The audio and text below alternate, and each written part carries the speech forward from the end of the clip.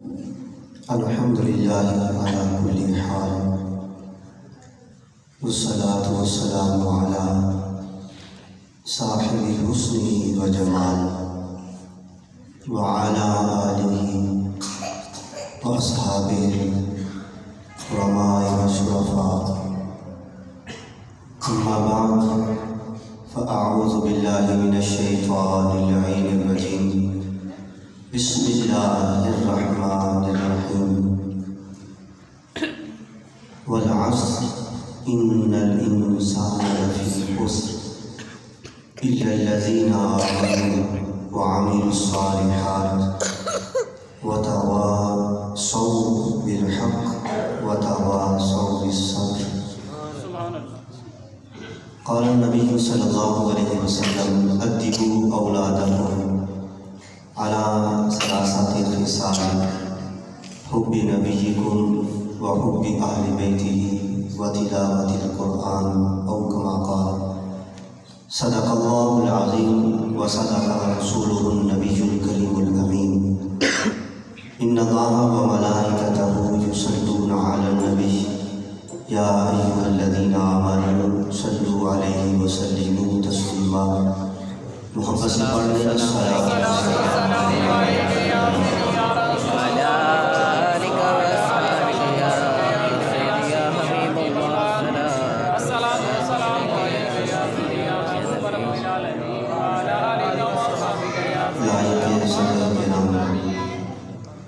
معزز علماء کرام، عزیز بچوں، بزرگوں، دوستوں، اللہ تعالیٰ کا لاکھ لاکھ شکر ہے جس نے ہم سب کو اس بابرکت محفل میں حاضر ہونے کا شرف عطا کیا. میں مبارکباد دیتا ہوں بھائی محمد عباس صاحب کہ انہوں نے اپنے بیٹے کی ولادت کی خوشی کے اندر حضور کی محفل کو سجایا، اور ان کا یہ عمل لائق سر تحسین بھی ہے اور قابل تقلید بھی ہے کہ جب رب کا کرم ہو، حضور کی عنایت ہو، اس کا پھر اظہار حضور کی محفل سے کرنا چاہیے. اللہ تعالیٰ نے یہ انعام دیا ہے. کچھ بندے ہوتے ہیں جن پر رب کا کرم ہوتا ہے کہ وہ بگڑ جاتے ہیں، اکڑ جاتے ہیں، اور عاشقوں کا طریقہ یہ ہوتا ہے کہ جب ان پر رسول اللہ کی رحمت برستی ہے تو پھر ان کی طرف منہ کر کے گنبد خضرا کا ذہن میں دھیان رکھ کے حضور کی نعتیں پڑھنا شروع کر دیتے ہیں. یہ کرم، یہ عنایت واقعی سے توفیق ہے. بچوں خاموش، لمبی چوڑی گفتگو نہیں کرنی، دو بیان ہونے ہیں کیونکہ اللہ تعالیٰ کا ایک خاص کرم ہے. اولاد اللہ تعالیٰ کی طرف سے نعمت ہے، نعمت ہے، اور حضور کے صدقے سے ملی ہے. اعلیٰ حضرت عظیم البرکت کی نعت کے دو شعر اسی حوالے سے آپ حضرات کی گوش گزار کروں گا، اور چاہوں گا کہ جس پر بھی رسول اللہ کی عنایت ہے، کرم ہے، لطف ہے، وہ پھر زبان خاموش نہیں رہنی چاہیے. سب مل کر پڑھیں گے. لطف کا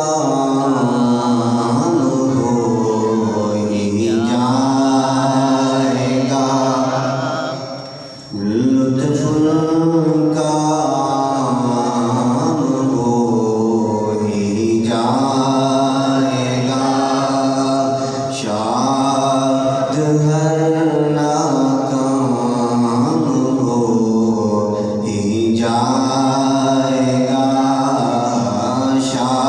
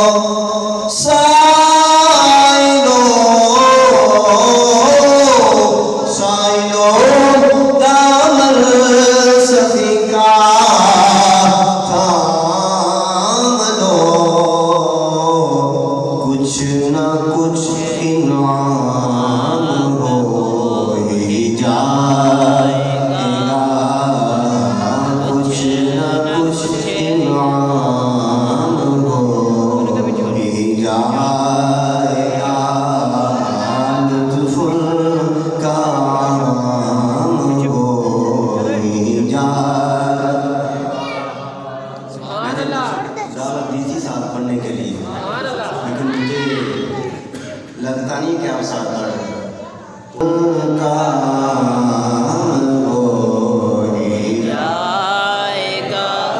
بے نشانوں کا نشان مٹتا نہیں،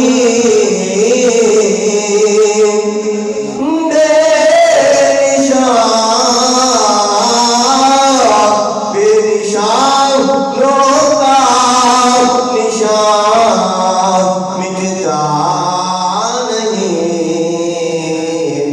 مٹتے مٹتے نام ہو جائے گا، مٹتے مٹتے نام ہو جائے گا، شاد نام ہو جائے گا۔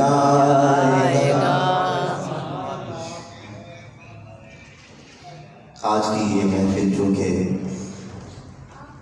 بھائی عباس انہوں نے اپنے بیٹے کی ولادت کے حوالے سے منعقد کی ہے، اور آج کا جو موضوع ہے گفتگو کا وہ اولاد کی تربیت کے حوالے سے ہے۔ بچے بھی ہیں، توجہ کے ساتھ ذرا سنیے گا، بڑے بھی ہیں، بزرگ بھی ہیں، جوان بھی ہیں، ہم سب کی اولاد بھی ہوگی، کسی کی ہوگی، کسی کی ہونے والی ہوگی، کسی کی شادی ہونے والی ہوگی، سب ایک نے اس مرحلے سے گزرنا ہے۔ تو ہمیں یہ پتہ ہونا چاہیے کہ جب اولاد ہو جائے تو پھر ان کی تربیت کیسے کرنی ہے۔ جو تربیت کے جو ہمارے پاس اصول ہیں یا جن کی وجہ سے تربیت ہوتی ہے، وہ چند ایک چیزیں ہیں جن میں تربیت کا بہت زیادہ ہاتھ ہوتا ہے، اثر ہوتا ہے۔ سب سے پہلا ہے معاشرہ، معاشرے کا بہت اثر ہوتا ہے تربیت کے حوالے سے، پھر اسکول اور کالجز یہ تربیت گاہ ہے، پھر مسجد، منبر و محراب یہ تربیت کی جان ہے، اور پھر والدین یہ تربیت کرتے ہیں۔ تو یہ ہمارے پاس چند شخصیات ہیں، چند ذرائع ہیں تربیت کے، جن سے بچے تربیت حاصل کرتے ہیں۔ دیکھنا یہ ہے کہ کون سا ذریعہ ہے جس سے آج کل تربیت ہو رہی ہے اور نہیں ہو رہی۔ اگر ہم معاشرے کی بات کرتے ہیں، اپنے ماحول کی بات کرتے ہیں، تو ہم تو بہت بگڑ چکے ہیں۔ منہ اور زبان سے یہ کہنے کو ملتا ہے یار اگر کوئی بچہ شرارت کرتا ہے یا تم بڑے اس کو سمجھاتے کیوں نہیں، یار آج کل کہنے کا زمانہ ہی نہیں رہا، کسی نو آکھن دا، کسی نو سمجھان دا زمانہ ہی نہیں ہے۔ اسی ضرور اپنے گل پا پانا، ساڑھے اپنے پوت نہیں مانتے، انہوں اسی کی سمجھانا، یہ بہانہ ہوتا ہے کہ میں اس کی تربیت کیسے کر سکتا ہوں، کیسے کروں، کسی کو کچھ کہنے کا دور ہی نہیں ہے۔ کیوں جیسا ہے؟ حالانکہ ہماری جو نسل ہے اسی سے معاشرہ تشکیل پانا ہے۔ یہ چھوٹے چھوٹے بچے یہ ہمارا مستقبل ہیں، اور اگر ہم اس طرح دستبردار ہو جائیں گے کہ میری تو یہ ڈیوٹی نہیں ہے، میں تو بس اپنی بس میں کسی سے مجھے کیا، اگر یہ معاملہ ہوگا تو ہماری نسل اور ہمارا معاشرہ ہی تباہ ہوگا۔ اور آج اگر معاشرہ تباہ ہے تو صرف اس وجہ سے کہ تربیت نہیں ہو رہی، معاشرے کی طرف سے تربیت نہیں ہو رہی۔ آپ مجھے بتائیں، دریا ہے، سمندر ہے، اس میں کشتی ہے، اس کے اوپر چند افراد سفر کر رہے ہیں، اپنی اپنی جگہ مال کے سارے بیٹھ گئے، کوئی ادھر بیٹھ گیا، کوئی ادھر بیٹھ گیا۔ اب ایک کونے میں ایک آدمی بیٹھا ہے، وہ کشتی میں جہاں پر بیٹھا تھا اپنی جگہ پر وہ سوراخ کرنا شروع کر دیتا ہے، پھٹے میں سوراخ کرنا شروع کر دیتا ہے۔ اور دوسرے دیکھے کہیں یار میں کیوں بولوں، میں کہوں کہ نہ سراغ کر، اپنی جگہ پر کر رہا ہے، مجھے کیا اس سے، میری جگہ پر تو نہیں نہ کر رہا، اپنی جگہ پر سراغ کر رہا ہے۔ تو کیا خیال ہے جب سوراخ ہوگا، پانی کشتی میں داخل ہوگا، جہاں وہ ڈوبے گا تو یہ نہیں ڈوبیں گے، سارے ڈوبیں گے نا۔ جس نے سوراخ کیا ہے وہ بھی مرے گا، اور جنہوں نے نہیں روکا یہ بھی مریں گے، یہ بھی مریں گے۔ کیوں؟ کیونکہ یہ تمام ایک ہی کشتی کے اوپر سوار ہے، تمام کی ذمہ داری بنتی تھی اس کو روکیں، چاہے وہ ناراض ہوتا ہے، راضی ہوتا ہے، غصے ہوتا ہے، ذمہ داری تھی ہر ایک کی کہ اس کو روکیں۔ یا تمہیں پتہ نہیں ہے، بے وقوف ہو، سب کی جان کو خطرہ ڈال رہے، سب کی ذمہ داری تھی اس کو روکنا، اگر نہیں روکیں گے تو ساری کشتی تباہ۔ اسی طرح معاشرے کے اندر اگر ہم دستبردار ہو جائیں گے کہ میرا اس سے کیا، کسی کو کچھ کہنے کے لیے زمانہ ہی نہیں ہے، دستبردار ہو جائیں گے تو پھر صرف ان کی اولاد کا مسئلہ نہیں ہے، پوری نسل کا مسئلہ ہے اور پورے معاشرے کا مسئلہ ہے، پورا مسئلہ، پورا معاشرہ جو ہے وہ تباہ ہو جائے گا، تربیت نہیں ہوگی۔ معاشرے کو ہاتھ اٹھا دیے کہ ہم تو تربیت نہیں کر سکتے، پھر اسکول اور کالج جاتے ہیں، صبح سویرے نہا دھلا کر جب پوچھا جاتا ہے نا پروفیسر سے، اسکول کے ٹیچر سے پوچھا جاتا ہے جی بچے آپ کے پاس آتے ہیں تربیت نہیں آپ کرتے، گھر میں جا کر پتہ نہیں کیا کہتے رہتے ہیں، تربیت کیوں نہیں کرتے؟ ان کا جواب کیا ہوتا ہے پروفیسر کا؟ آن کے پیریڈ پڑھ لیندے نے، انہوں نے مہربانی پتہ نہیں کیویں ٹائم کٹ لیندے نے۔ آج کل ماندا کون ہے؟ کنوں آکھیے اسی ماندا تے ہے کوئی نہ، تے کنوں تربیت کریں؟ اس طرح جو نوجوان ہیں وہ اکھڑ ہو چکے ہیں، بچے اکھڑ ہو چکے ہیں، کسی بھی ماننے کے لیے تیار نہیں ہیں۔ اسکول کے اندر پروفیسر انہوں نے بھی ہاتھ اٹھا دی کہ ہم بھی تربیت نہیں کریں گے۔ مسئلہ رہ گیا تھا محراب کا، منبر کا، کہ یہاں سے تربیت ہوتی، لیکن آج اس موضوع کو چھیڑا ہی نہیں جاتا۔ موضوعات ہمارے تقاریر کے اور ہیں، یہاں اس موضوع کی طرف کوئی آتا ہے، یہاں سے بھی تربیت ختم ہے۔ بچے تھے والدین کے گھر میں، والدین جو ہے وہ تربیت کریں اپنے اولاد کی۔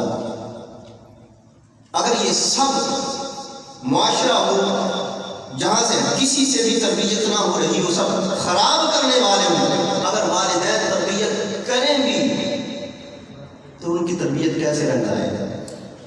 تو یہ ضروری ہے کہ جو معاشرہ ہے وہ بھی تربیت کرے، اسکول میں جائیں تو اسکول، اگر مساجد میں جائے تو مولوی صاحب، اور اگر والدین گھر میں ہیں تو والدین تربیت کریں۔ ہر ایک کا یہ حق بنتا ہے کہ بچوں کی تربیت کریں، اور اگر بچے والدین تربیت کریں گے، بہترین نسخہ میں آپ کو بتاتا ہوں تربیت کرنے کا، بہترین نسخہ، جب بچہ اسکول سے آتا ہے، مدرسے سے آتا ہے، کالج سے آتا ہے، جب آئے تو ماں ہو یا باپ گھر میں موجود ہو نا، اس کو بچے پر توجہ دینی چاہیے۔ جو ہی گھر داخل ہو فوراً بچے سے ملے، وہ سارے محبت پر انداز کے ساتھ پوچھے بیٹا پھر آج تم نے کیا پڑھا، اسکول گئے تھے پھر کیا کیا ہوا، کیا کیا۔ اب وہ سارا دن اسکول رہا ہے، 7 گھنٹے 8 گھنٹے 4 گھنٹے جتنا بھی ہے، اب ساری بات جو ہے جی آج ٹیچر نے مجھے ایسے بات کہا تھا، دوست نے مجھے ایسے کہا تھا، یہ ساری جو بات ہے وہ 4 منٹ میں والد کو یا والدہ وہ سن سکتے ہیں کہ نہیں؟ اس میں سے کچھ اچھی باتیں بھی ہوگی، میرے دوست نے آج یہ کہا ہے، میرے ٹیچر نے آج یہ کہا ہے، مجھے سزا ملی ہے، مجھے انعام ملا ہے۔ اگر اچھی بات ہو تو اس کو شاباش دے، شاباش بیٹا، ہاں یہ ٹھیک ہے۔ اگر کوئی غلط بات دوستوں کی طرف سے اس کو ملی ہے تو فوراً بندی کر دیں گے، بیٹا یہ بات ٹھیک نہیں ہے۔ اگر اچھی باتیں بھی لے کر آئے، بری باتیں بھی لے کر آئے، اچھی پر بھی وہ جم جائے گا، بری پر بھی وہ جم جائے گا۔ ماں باپ کا یہ فرض بنتا ہے کہ جو ہی بچہ گھر میں آئے فلٹر کر دے، اچھی باتیں اس کو جما دے اور بری باتوں کو نکال دے۔ بیٹا یہ بات اچھی نہیں ہے، کسی کی غیبت کرنا، یہ چوری کرنا، یہ جھوٹ بولنا، یہ اچھا نہیں ہے، یہ اچھا نہیں، ہاں یہ بات اچھی ہے۔ تو بچے کے اوپر جو ہے وہ تربیت اس طرح ہوگی، اگر باہر سے کوئی بری چیز سیکھتا بھی ہے، گھر میں آ کر وہ بری چیز نکل جائے گی اور صرف اچھی ہی اچھی رہے گی۔ تو یہ ایک انداز ہے تربیت کا۔ اب کیا سکھانا چاہیے بچوں کو؟ حضور کی حدیث ہے ہمارے سامنے، حضور مشعل راہ ہے. حضور نے فرمایا ادیبوا اولادکم علی ثلاثۃ خصال، 3 کام جو ہے وہ اپنی اولاد کو ضرور سکھایا کرو. حب نبیکم، اپنے نبی سے محبت سکھانا. وحب اہل بیتہ، میری اہل بیت سے بھی پیار سکھانا. وتلاوت القرآن، اور قرآن کی تلاوت بھی ضرور سکھانا. یہ 3 بنیادی باتیں ہیں جن کو حضور نے ذکر فرمایا ہے. ایمان کے لیے، اسلام کے لیے، مسلمان ہونے کے لیے حضور کی محبت یہ بنیادی نقطہ ہے. اس کے بغیر ایمان ہو ہی نہیں سکتا. اب حضور کی محبت کیسے سکھائی جائے؟ حضور کے حسن کے تذکرے کر کے. جو والدین کو واقعات یاد ہیں، استاذ کو واقعات یاد ہیں، حضور کے جو کمالات ہیں وہ بیان کیے جائیں کہ اس طرح شان تھی ہمارے نبی کی.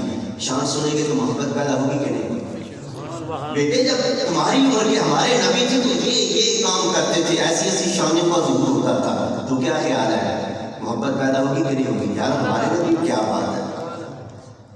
والدین اپنے بچوں کو یہ حضور کے واقعات، معجزات اور سب سے بڑھ کر حضور پر درود پڑھنا ضرور سکھائیں. حضور نے فرمایا کہ جو مجھ پر کثرت سے درود پڑھتا ہے کل میرے قریب ہوگا. قیامت والے دن میرے قرب میں زیادہ وہی ہوگا جو زیادہ کثرت کے ساتھ درود پڑھتا ہوگا.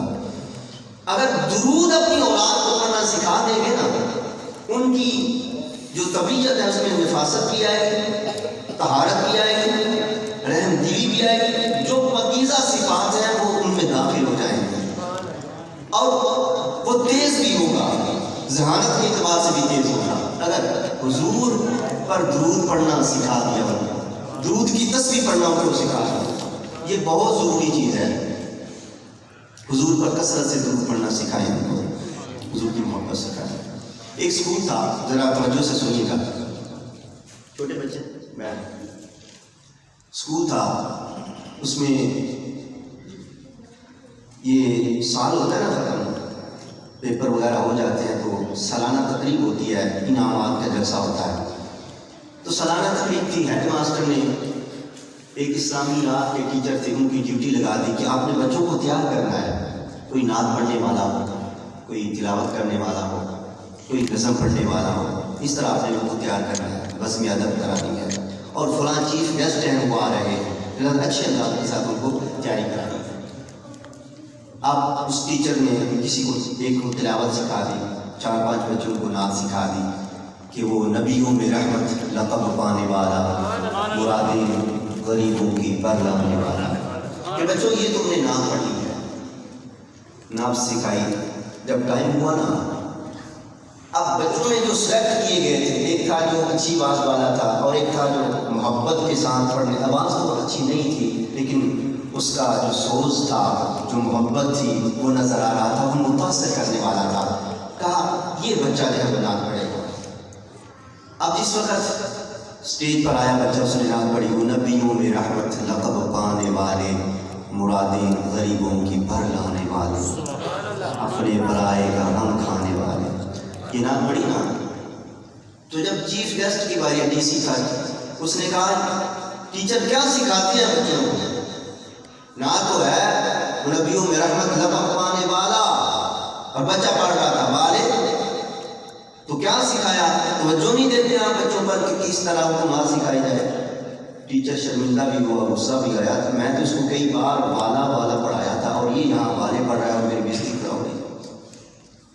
اس نے کہا کہ میں نے تو والا ہی پڑھایا تھا، بس بچے سے غلطی ہو گئی. اب وہ بات اس پر ختم ہو گئی.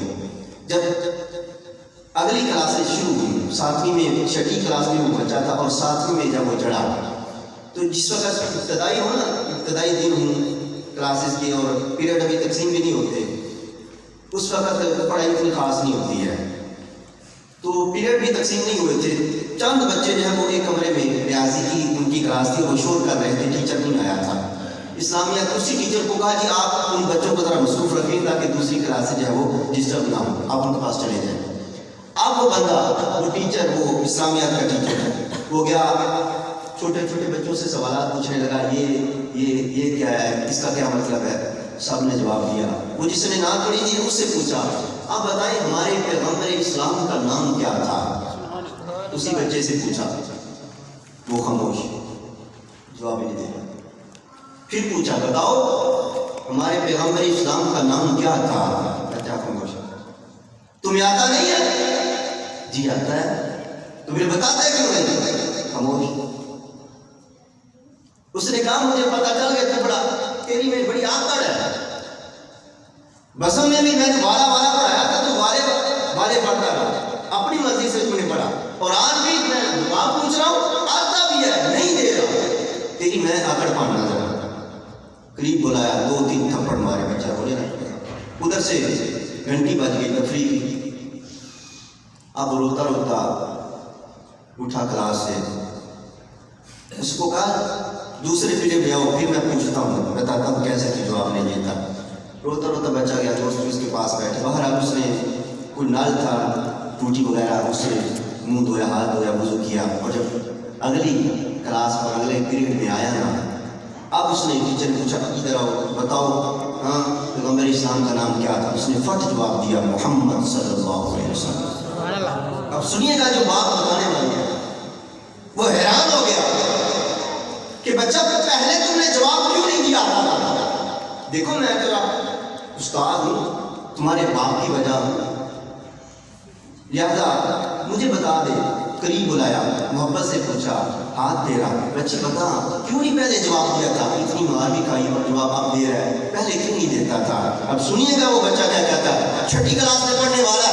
بچہ کہتا ہے، استاد جی میرا باپ فوت ہو چکا ہے، میرا باپ فوت ہو چکا ہے، اور میرے باپ نے مجھ کو یہ سکھایا تھا، مجھ کو یہ تربیت تھی، بیٹا جب بھی نبی کا نام لینا ہے کبھی بے وضو نام نہیں لینا، جب بھی حضور کا نام آئے تمہاری زبان پر، اور اگر بے وضو ہو تو بے وضو حضور کا نام نہیں لینا۔ استاد جی پہلے پیریڈ میں میرا وضو نہیں تھا، اب میں وضو کر کے آ گیا، اگر آپ مجھے جان سے بھی مار دیتے میں کبھی بھی بے وضو حضور کا نام نہ لیتا۔ یہ تربیت ہوتی ہے اپنی اولاد کی۔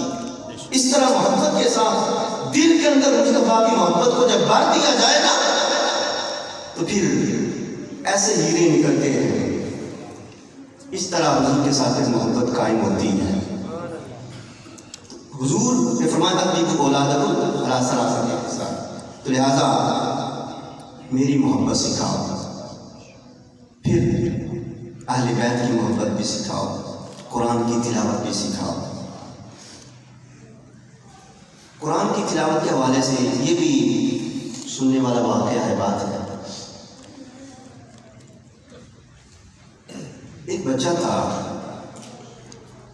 اس کو نا مدرسے کے اندر داخل کیا گیا، حفظ کی کلاس حفظ کرنے کے لیے۔ یہ حفظ کے استاد بیٹھے ہیں، یہ بھی جانتے ہیں، جو حفظ کرنے والے ہیں وہ بھی جانتے ہیں۔ وہ بچہ گیا، اس نے پہلے جو 3 پارے تھے نا، جب استاد نے شروع کرائے بہت جلدی ختم کر لیے، بہت جلدی۔ استاد بھی حیران ہو گئے، یار اتنی جلدی، عموماً ایسا ٹائم لگتا نہیں ہے، بہتوں کو میں نے حفظ کرایا، لیکن شروع میں بچہ اتنی جلدی 3 سواری حفظ کر رہے، اور 3 کے بعد جب باری آئی نا پھر وہ نارمل ہو گیا، یعنی کہ عام طور پر جس طرح بچے حفظ کرتے ہیں اتنی دیر کے اندر وہ پارا جب وہ حفظ کرنے لگے۔ حالانکہ جب حفظ کیا جاتا ہے نا شروع میں دقت ہوتی ہے، مشکل ہوتی ہے، تھوڑا سا یاد ہوتا ہے، لیکن جب آگے گزر جائے نا تو پھر ذہن کھل جاتا ہے، اور پھر زیادہ سبق یاد ہونا شروع ہو جاتا ہے۔ وہ حیران ہو گیا کہ پہلے جو ہے وہ اچھا والا سبق سناتا تھا، اب نارمل ہوا ہے، وہ حیران ہوا۔ اب اس کا باپ آیا پوچھنے کے لیے کہ یہ آپ کا بچہ ٹھیک پڑھ رہا ہے، لیکن حیران ہوں میں کہ پہلے 3 پارے بڑے اچھے سنائے، بڑی جلدی حفظ کر لی، اور بعد میں یہ پھر مٹھا پڑ گیا۔ وہ بھی حیران ہو گیا، گھر آ کے اس نے اپنی جو بیوی تھی اس کے سامنے اس کا ذکر کیا کہ ایسا جو ہے استاذ نے کہا ہے ہمارے بیٹے کے۔ وہ سمجھ گئی، وہ ہنس پڑی آگے سے، مسکرا دی اور کہنے لگی مجھے اس کا راز پتا ہے، مجھے اس کا راز پتا ہے، ذرا توجہ سے سنیے گا، مجھے اس کا راز پتا ہے کہ جو 3 پارے ہیں وہ جلدی حفظ کیوں کیے اور باقی پھر اپنی روٹین پر کیوں آئے، اس لیے کہ مجھے 3 پارے یاد تھے۔ مجھے 3 پارے یاد تھے. جب میں اس کو دودھ پلانا ہوتا, گودی میں لیتی تو میں قرآن پڑھتی رہتی, وہی 3 پارے میں دہراتی رہتی. تو جب وہ 3 پارے چونکہ بار بار میں نے پڑھے تھے, اس وجہ سے جلدی حفظ کر لیا ان 3 پاروں کو. آج کہاں مائیں ملے جو تہجد کے وقت اٹھیں, سحری کے وقت اٹھیں, فجر کی نماز کے لیے اٹھیں اور اپنے بچوں کو گودی میں لٹا کر پھر قرآن کی تلاوت کریں. کہاں ملتی ہیں مائیں؟ حالانکہ یہ ان کے لیے یہ تربیت, وہ سمجھتی ہیں کہ جب بچہ 12 سال کا ہوگا پھر یہ تربیت شروع ہوگی. نہیں, جو ہی نطفہ ٹھہرتا ہے تربیت کرنے کا وقت آ جاتا ہے. اب ہر وہ حرکت جو بندہ کرتا ہے وہ بچہ سیکھتا ہے, اپنے والدین سے سیکھتا ہے, اڈاپٹ کرتا ہے سب سے زیادہ. اس لیے کہتے ہیں کہ جو پہلی درسگاہ بچے کے لیے وہ ماں کی گود ہوتی ہے, اتنا کسی اور سے نہیں سیکھتا جتنا اپنی ماں کی گود میں سیکھتا ہے. اس لحاظ میں اس میں توجہ دینی چاہیے. ہمارے اسلاف کا جو طریقہ تھا وہ کیا تھا تربیت کرنے کا. فرید الدین گنج شکر رحمۃ اللہ تعالیٰ ہے, ایک عورت ان کی ماں کے پاس آئی اور آ کے کہنے لگی کہ اے فرید کی ماں, اپنے بیٹے کو کیا کھلاتی ہے, کیا کھلاتی ہے؟ میرے بچے بھی ہیں, تمہارا بچہ بھی ہے, ایک ہی زمین پر پلے بڑے ہیں, ایک ہی اناج کھاتے ہیں, ایک ہی کنویں کا پانی پیتے ہیں, لیکن اتنا فرق کہ میرے بچے گلی میں آوارہ گردی کرتے رہتے ہیں, کھیل کود میں مصروف رہتے ہیں, اور تیرا بچہ جب دیکھو تو زبان پر دوسری ہوتا ہے, مصلح بچھا کر مصلے پہ کھڑا رہتا ہے. اتنی چھوٹی عمر میں یہ مقام اور یہ تربیت, یہ کیسے اتنا لائق بیٹا؟ آپ فرمانے لگی اس میں صرف اکیلے فرید کا کمال نہیں ہے, تھوڑا حصہ میرا بھی ہے, تھوڑی سی محنت میری بھی ہے. آپ کی کیا محنت ہے؟ فرماتی ہے کہ جب سے فرید دودھ پینے لگا ہے میں نے کبھی بھی فرید کو بے وضو دودھ نہیں پلایا. پاک ہو کر باوضو میں نے اپنے فرید کو دودھ پلایا ہے. تو کیا خیال ہے پھر طبیعت کے اندر, زندگی کے اندر یہ پاکیزگی اور طہارت نہ آتی؟ ہمارے اسلاف تھوڑا پیچھے چلا جائے تو ہمارے جو بزرگ تھے, آج بھی جو بزرگ ہیں ان کا یہ طریقہ کار ہے. گھر میں اگر کوئی منگتا چھٹی آ جاتا ہے نا مانگنے کے لیے, چھوٹے بچے کو دے, یا بیٹا یہ تو دے آ, یہ پیسے ہیں یا انڈا ہے یا اس کو تو دے آ. کیوں؟ خود بھی تو جا سکتا ہے, دے سکتا ہے, لیکن کیوں؟ یہ ہر ایک کے ذہن میں ہونا چاہیے تاکہ یہ خود جا کے دے گا, اس کو سخاوت کا انداز آ جائے گا کہ لوگوں کو دیا جاتا ہے. اگر گھر میں کوئی ایسا بچہ ہو جو کنجوس ہو, جو لڑتا ہے, نہیں میں نے زیادہ لینا ہے, یہ سیب آگے میں نے 2 ہی لینے ہیں, یہ مٹھائیاں میں نے 3 لینے ہیں, اس نے 2 تو میں نے 3 لینے ہیں, بچے ہوتے لڑتے ہیں. بزرگوں کا طریقہ کیا ہے؟ جب گھر میں وہ چیز لاتے ہیں تو جو لڑتا ہے, جو کنجوس ہے, اس کو پہلے بیٹا یہ لو, اپنے بھائیوں بھی اس کو تقسیم کر دو, اپنی بہن کو بھی دو, اپنے بھائیوں کو بھی دو, ماں کو بھی دو, مجھے بھی دو. اس کے ہاتھ سے تقسیم کراتے ہیں تاکہ اس کو پتہ چلے حسد نہیں کرنا, بلکہ جو محبت بانٹنے میں ہے وہ اکیلے کھانے میں نہیں ہے. اسی طرح اگر مسجد میں آتا ہے, مسجد کی خدمت کرنی ہے, تو بچوں کے ہاتھ سے مسجد کی خدمت کرانی چاہیے تاکہ بچوں کو پتہ چلے کار خیر میں حصہ لینا چاہیے. یہ انداز ہوتا تھا بزرگوں کا. اس طرح تربیت جو ہم اولاد کی کرتے تھے. اولاد کی تربیت کے حوالے سے موضوع جو ہے وہ کافی طویل ہے. جو مفتی صاحب ہیں غالباً ان کا بھی یہی موضوع ہے, تو میں آخری بار آپ حضرات کے سامنے عرض کروں گا, اور اس کے بعد میں اجازت چاہوں گا کہ اپنے بچوں کو حضور کی محبت, قرآن کی تلاوت, جس طرح کہ یہ پیچھے آپ نے واقعہ سنا, اب اصحاب کا انداز کیا ہوتا تھا محبت مصطفیٰ صلی اللہ علیہ وسلم کے حوالے سے, کس طرح تربیت کرتی تھی مائیں. حضرت حبیب بن زید رضی اللہ تعالیٰ عنہ, مسلمہ کذاب, اس کا نام آپ نے سنا ہوگا, جھوٹا مدعی نبوت, دعویٰ نبوت کیا تھا. اس نے نا حضور صلی اللہ علیہ وسلم کو ایک خط بھیجا جس میں لکھا تھا کہ آپ نبی ہیں تو ایسا ہم کر لیتے ہیں جب تک آپ زندہ ہیں آپ نبی رہیں, جب آپ وصال کر جائیں اس کے بعد مجھے لکھ کر دے دیں میں نبی بن جاؤں، میں نبی ہو جاؤں۔ اگر یہ نہیں بول کہ چلو اس طرح کر لیں کہ آدھے ارب کے آپ نبی، آدھے ارب کے میں نبی، یہ حصہ تقسیم کر لیتے ہیں۔ پھر حضور نے جوابی خط بھی لکھوایا، فرمایا کہ میں تو اللہ کا نبی ہوں سچا، تو جھوٹا ہے، کذاب ہے۔ اب مفہوم یہ تھا، اب خط لکھا ہے اور بھیجنا ہے اس مسلمہ کی طرف، صحابہ کرام جو ہیں وہ موجود ہیں۔ اب تو جھوٹا ہے، کذاب ہے، سخت جملہ تھا، اور اس کی اپنے علاقے میں چلتی ہے تو بھی اپنے علاقے کا، اور اس کو دینے جانا ہے تو ظاہر ہے جو دینے جائے گا کچھ بھی ہو سکتا ہے اس کے ساتھ۔ تو میں کون دینے جائے گا اسے؟ حبیب بن زید اس محفل میں بیٹھے تھے، کھجور کھا رہے تھے، اور فوراً اٹھ کر کہنے لگے یا رسول اللہ میں جاؤں گا۔ جب کوئی کھانا کھا رہا ہوتا ہے نا تو کھانے کے جو ذرے ہیں جب بولتا ہے تو باہر نکلتے ہیں۔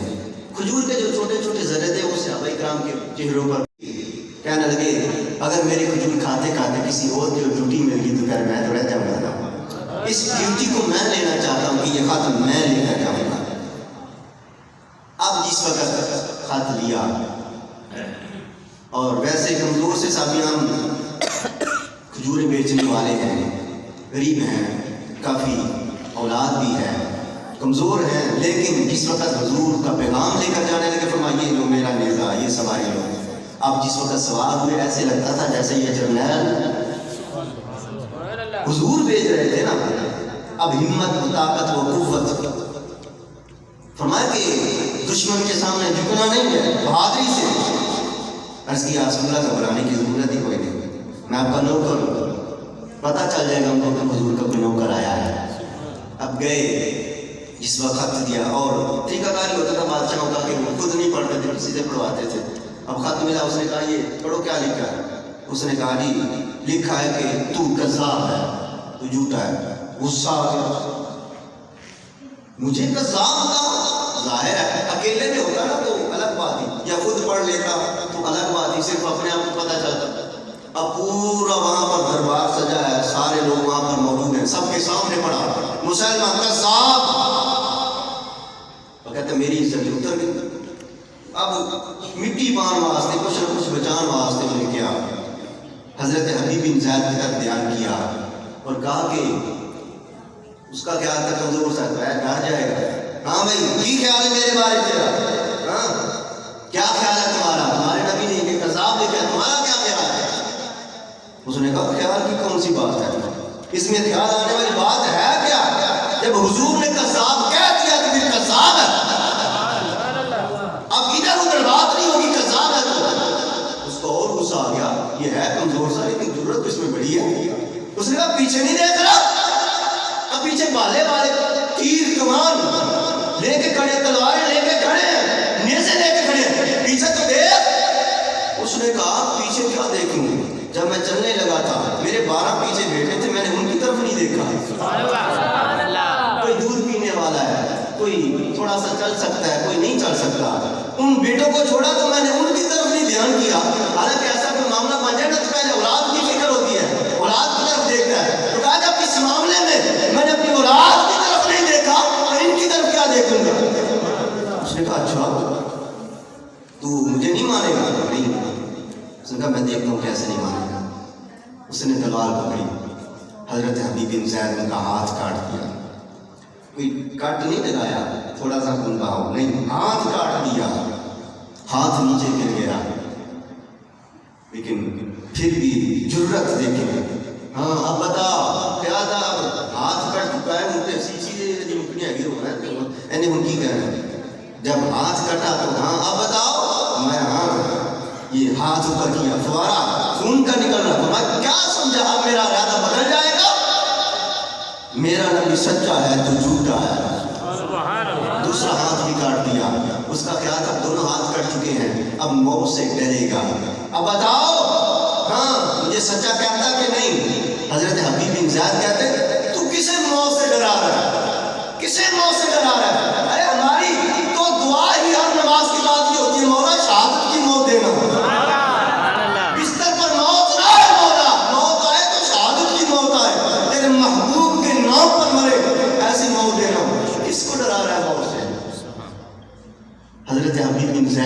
انہوں نے شہید کیا بڑے درد مند انداز کے ساتھ، کھان بھی کھینچ لی، لیکن وہ جنا تھا، اس نے اف تک بھی نہ کی، آخری سانس تک بھی کہتا رہا حضور سچے ہیں تو جھوٹا ہے۔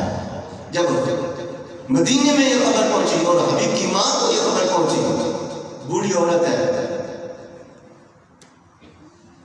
سنا نا کہ میرے بیٹے کے حوالے سے میرا بیٹا کہاں ہے پوچھا، اس نے کہا یار کیا بتائیں، بوڑھی ماں ہے، اگر سنے گی تو کہیں ہارٹ اٹیک نہ آ جائے، کس طرح تیرے بیٹے کو شہید کر دیا گیا۔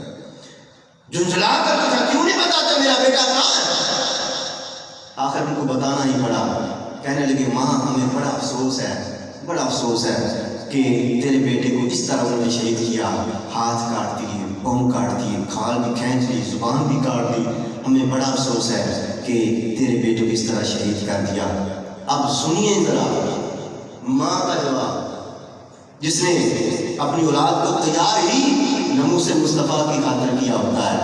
اب ماں کہنے لگی بیٹو مجھ سے افسوس نہ کرو، افسوس کیوں کرتے ہو، افسوس نہ کرو، مجھے مبارک دو، لہٰذا یوم یرتاح، اسی دن کے لیے تو میں نے اپنا دودھ پلایا تھا،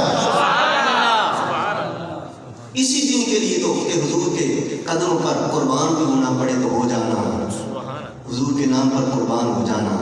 یہ انداز ہوتا تھا ہمارے اسلاف کا، صحابہ کا، بزرگان دین کا، اپنی اولاد کے دلوں کے اندر حضور کی محبت، اہل بیت کی محبت اور قرآن کی تلاوت۔